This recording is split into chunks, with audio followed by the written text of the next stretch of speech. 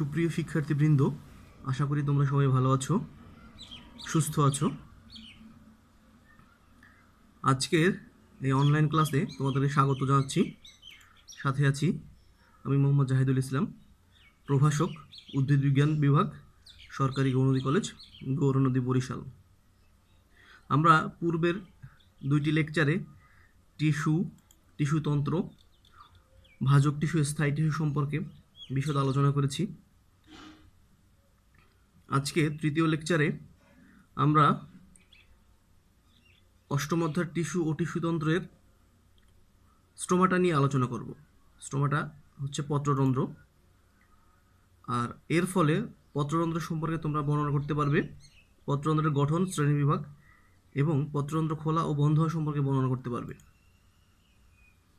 প্রথমে আসি পত্ররন্ধ্র। পত্র হচ্ছে পাতা, আর রন্ধ্র মানে হচ্ছে ছিদ্র। উদ্ভিদবিদ্যায় স্টোমা বা পত্ররন্ধ্র বহুবচন হচ্ছে স্টোমাটা, যাকে স্টোমেট বহুবচন স্টোমেটস বলা হয়। একটি ছিদ্র যা পাতা, ডালপালার এপিডার্মিসে পাওয়া যায় এবং অন্যান্য অঙ্গগুলি যা গ্যাস বিনিময়কে সহায়তা করে।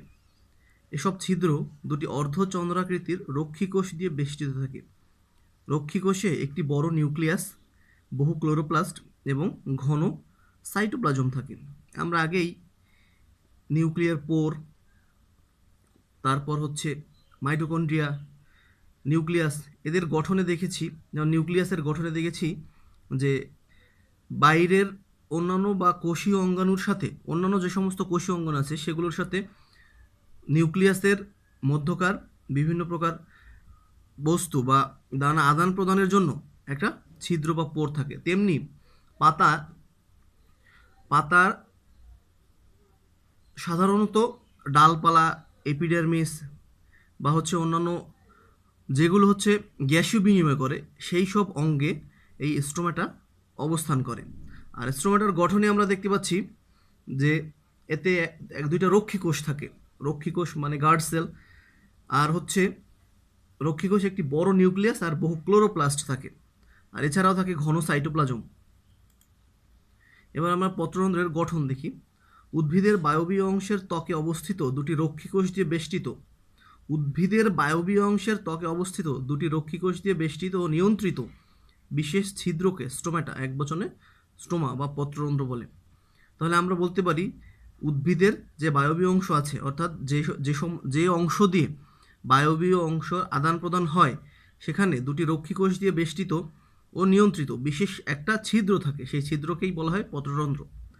রক্ষীকোষের চারিদিকে অবস্থিত সাধারণ ত্বকীয় কোষ হতে একটু ভিন্ন আকার আকৃতির ত্বকীয় কোষকে সহকারী কোষ বলে। আমরা নিচের চিত্রটি দেখলেই পত্ররন্ধ্রের গঠন সম্পর্কে একটা ধারণা লাভ করতে পারবো। এখানে ত্বকীয় টিস্যুতন্ত্রে পত্ররন্ধ্র অর্থাৎ টেট্রাসাইটিক দেখানো হয়েছে।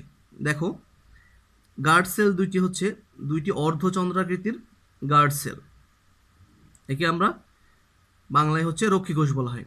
আর এখানে বলা হয়েছে যে একটা নিউক্লিয়াস থাকবে, প্রত্যেকটা দুইটা গার্ড সেল, অর্ধচন্দ্রাকৃতির দুইটি গার্ড সেল, এই পাশে একটা এবং এই একটা, এর মাঝখানে প্রত্যেকটা গার্ড সেলের মধ্যে একটা বড় সুগঠিত নিউক্লিয়াস থাকবে। আর বেশ কয়েকটা, নির্দিষ্ট কোনো সংখ্যা নেই, বেশ কয়েকটা ক্লোরোপ্লাস্ট থাকবে। আমরা দেখতে পাচ্ছি যে চিত্রে ক্লোরোপ্লাস্ট এখানে 3টা দেখাইছে, এই পাশে আছে 4টা। আর এই দুইটা গার্ড সেল, অর্ধচন্দ্রাকৃতির গার্ড সেল, বিশেষভাবে পরিবেষ্টিত করে রেখেছে এই যে রন্ধ্র বা ছিদ্রটিকে। তাহলে প্রথমে আমরা দেখতে পাই দুই পাশে অর্ধচন্দ্রাকৃতির রক্ষীকোষ, তার মাঝখানে নিউক্লিয়াস, তার পাশে হচ্ছে ক্লোরোপ্লাস্ট, আর দুইটার রক্ষীকোষের মাঝখানে হচ্ছে নিউক্লিয়ার এই রন্ধ্র বা পত্ররন্ধ্র যেটা। আর এর পাশেই দেখো সহকারী কোষ, অর্থাৎ একটা সহকারী কোষ, একটা সহকারী কোষ, একটা সহকারী কোষ, একটা সহকারী কোষ। তাদের সহকারী কোষ হচ্ছে এই রক্ষীকোষ দুইটিকে বিশেষভাবে পরিবেষ্টিত করে রেখেছে। কাজেই পত্ররন্ধ্রের বায়ুকুঠুরিকে সাবস্টোমাটাল বায়ুকুঠুরি বা শ্বাসকুঠুরি বলা হয়। পত্ররন্ধ্র খোলা ও বন্ধকরণ রক্ষীকোষ কর্তৃক নিয়ন্ত্রিত হয়। পত্ররন্ধ্র কখন খুলবে, কখন বন্ধ হবে, এই প্রসেসটা সম্পূর্ণ নিয়ন্ত্রণ করে হচ্ছে গার্ড সেল বা রক্ষীকোষ। সাধারণত দিনের বেলায় পত্ররন্ধ্র খোলা থাকে এবং রাতে পত্ররন্ধ্র বন্ধ থাকে, তবে পাথরকুচি গোত্রের উদ্ভিদে রাত্রে পত্ররন্ধ্র খোলা থাকে এবং দিনে বন্ধ থাকে। সাধারণত আমরা প্রত্যেকটা সংজ্ঞা উদাহরণ সব ক্ষেত্রেই দুই একটা ব্যতিক্রম দেখি। এখানেও সাধারণত দিনের বেলায় পত্ররন্ধ্র খোলা থাকে কিন্তু রাতে বন্ধ থাকে। আর পাথরকুচি উদ্ভিদের এটা এমসিকিউর জন্য গুরুত্বপূর্ণ যে কোন উদ্ভিদে রাত্রে পত্ররন্ধ্র খোলা থাকে। এবার আসি পত্ররন্ধ্রের প্রকারভেদ। রক্ষী কোষের চারদিকে অবস্থিত সাবসিডিয়ারি কোষসমূহের ক্ষেত সংখ্যা ও অবস্থান অনুযায়ী পত্ররন্ধ্র কয়েক প্রকার হতে পারে।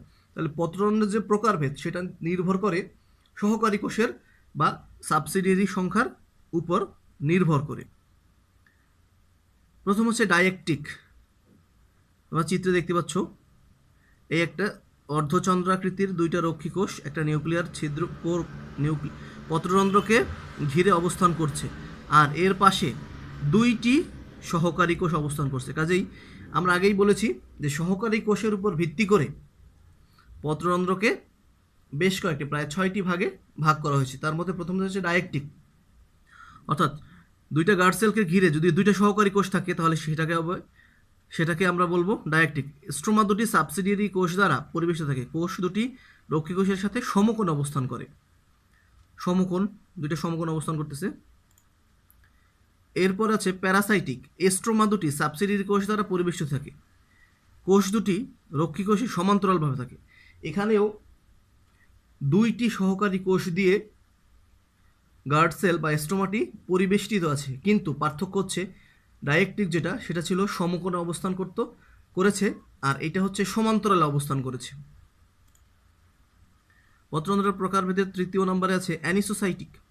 স্টোমা 3টি সাবসিডিয়ারি কোষ দ্বারা পরিবেষ্টিত থাকে, 1, 2 এবং 3। আমরা এখানে দেখতে পাচ্ছি যে পত্ররন্ধ্রটি 3টি সাবসিডিয়ারি কোষ দ্বারা পরিবেষ্টিত রয়েছে, তাই একে আমরা বলছি অ্যানিসোসাইটিক। এরপরে টেট্রাসাইটিক। টেট্রা মানে 4। পত্ররন্ধ্রটি বা স্টোমাটি 4টি সহকারী কোষ দ্বারা পরিবেষ্টিত রয়েছে। 5 নম্বরে আছে অ্যাক্টিনোসাইটিক। স্ট্রোমা অনেকগুলো রেডিয়ালি লম্বা কোষ দ্বারা পরিবেষ্টিত থাকে। দেখো, রেডিয়ালি অনেকগুলো লম্বা কোষ দ্বারা পরিবেষ্টিত। আর 6 নম্বরে আছে অ্যানোমোসাইটিক, অর্থাৎ স্ট্রোমাকে পরিবেষ্টনকারী কোষসমূহ সাধারণ ত্বকীয় কোষ থেকে পৃথকযোগ্য নয়। কোনটা হচ্ছে এখানে স্পেসিফিকভাবে তুমি আলাদা করতে পারবে না যে স্ট্রোমাকে পরিবেষ্টনকারী কোষসমূহ সাধারণ ত্বকীয় কোষ থেকে পৃথকযোগ্য নয়, কোনটা সহকারী কোষ আর কোনটা হচ্ছে রেডিয়াল অবস্থিত, এইটা আলাদা করা যাচ্ছে না। এরপর আসি পত্ররন্ধ্রের কাজ। উদ্ভিদের ভেতর ও বাইরের পরিবেশের মধ্যে গ্যাসের আদান প্রদান করাই হচ্ছে এর কাজ, প্রধান কাজ। উদ্ভিদের ভেতর এবং বাইরের পরিবেশের মধ্যে গ্যাসের আদান প্রদান করা। সালোক সংশ্লেষণের সময় রন্ধ্রপথে বায়ু হতে কার্বন ডাইঅক্সাইড গ্যাস গ্রহণ ও অক্সিজেন গ্যাস ত্যাগ করে।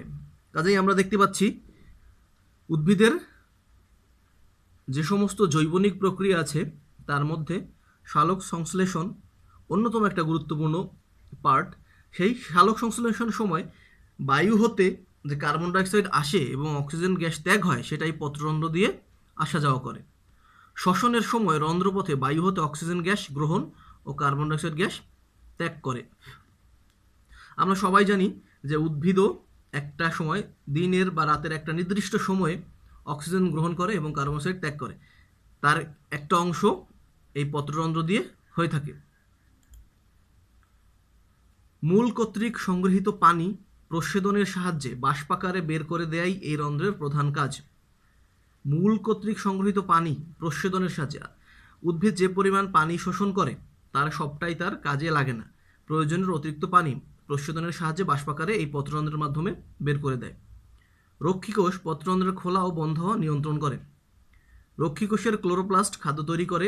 কাজেই সালোক সংশ্লেষণ, শ্বসন ও প্রস্বেদন এই 3টি গুরুত্বপূর্ণ শারীরবৃত্তীয় প্রকৃতির প্রত্যক্ষ অথবা পরোক্ষভাবে পত্ররন্ধ্র অংশগ্রহণ করে থাকে। উদ্ভিদের জৈবনিক প্রক্রিয়ার সবচেয়ে 3টি গুরুত্বপূর্ণ বিষয় সেটা হচ্ছে সালোক সংশ্লেষণ, শ্বসন এবং প্রস্বেদন। এই 3টিতেই পত্ররন্ধ্র সক্রিয় ভূমিকা পালন করে থাকে। কাজেই পত্ররন্ধ্রের গুরুত্ব অপরিসীম। সবাইকে ধন্যবাদ আজকের এই অনলাইন ক্লাসে। তোমরা সময় মতো ভিডিওটি দেখে নিবে। আর যদি কোনো কিছু বুঝতে অসুবিধা হয় তাহলে কমেন্ট বক্সে অবশ্যই জানিয়ে দিবে। ধন্যবাদ সবাইকে।